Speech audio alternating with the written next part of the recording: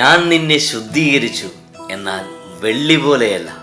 കഷ്ടതയുടെ ചൂളയിൽ നിന്നെ ഞാൻ ശോധന ചെയ്തു. എനിക്ക് വേണ്ടി മാത്രമാണ് ഞാനിത് ചെയ്തത്.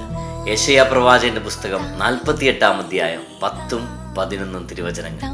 പ്രിയപ്പെട്ടവരെ, ഈ ലോകത്തിൽ സഹിക്കാത്തവരായിട്ട് ആരെങ്കിലും ഉണ്ടോ? അങ്ങനെ സഹനത്തിലൂടെ പോയവരാണ് നിങ്ങളെങ്കിൽ താഴെ ഒന്ന് കമൻറ്റ് ചെയ്യണേ. പ്രത്യേകിച്ച് ഇന്ന് സഹനത്തിലൂടെ പോകുന്നവർക്ക് വേണ്ടി പ്രാർത്ഥിക്കുന്നുണ്ട് കേട്ടോ. അപ്പോൾ ഈ ലോകത്തിൽ സഹിക്കാത്തവരായിട്ട് ആരുമില്ല. പലപ്പോഴും സഹനങ്ങളുടെ മുൻപിൽ നമ്മൾ പതറിപ്പോകാറുണ്ട്. ഇത് പറയുമ്പോൾ എനിക്കൊരു അനുഭവം ഞാൻ ഓർക്കുകയാണ്. എനിക്ക് ഒരു ആൻറ്റിയെ പരിചയമുണ്ട്. ആൻറ്റിയുടെ പേര് മീന എന്നാണ്. വർഷങ്ങളായി ആൻറ്റി ഫാമിലി ആയിട്ട് ന്യൂസിലാൻഡിൽ സെറ്റിൽഡാണ്. കഴിഞ്ഞ വർഷം 2024 ഒക്ടോബർ മാസമാണ് ആൻറ്റിക്ക് ബ്രസ്റ്റ് ക്യാൻസർ ആണെന്ന് അറിയുന്നത്. ഫാമിലിയിലുള്ളവർക്ക് വിഷമമായി, കൂടെ ഉള്ളവർക്ക് സങ്കടമായി. പക്ഷേ ഇതിൻ്റെ മുൻപിലും ആൻറ്റി പതറിപ്പോയില്ല.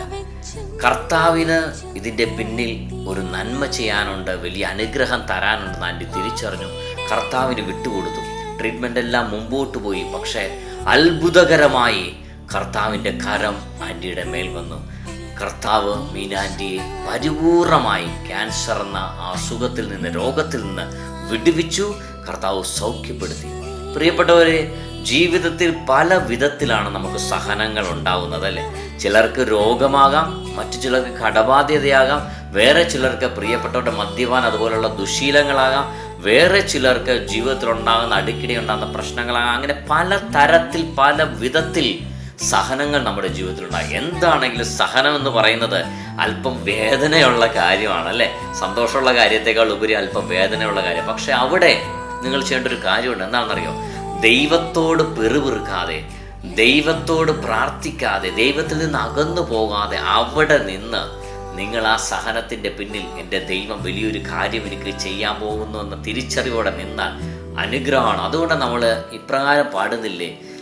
പരീക്ഷ എൻ്റെ ദൈവം അനുവദിച്ചാൽ പരിഹാരം എനിക്കായി കരുതിയിട്ടുണ്ട്. എന്തിനെന്ന് ചോദിക്കില്ല ഞാൻ, എൻ്റെ നന്മയ്ക്കാണെന്നറിയുന്നു ഞാൻ അല്ലേ?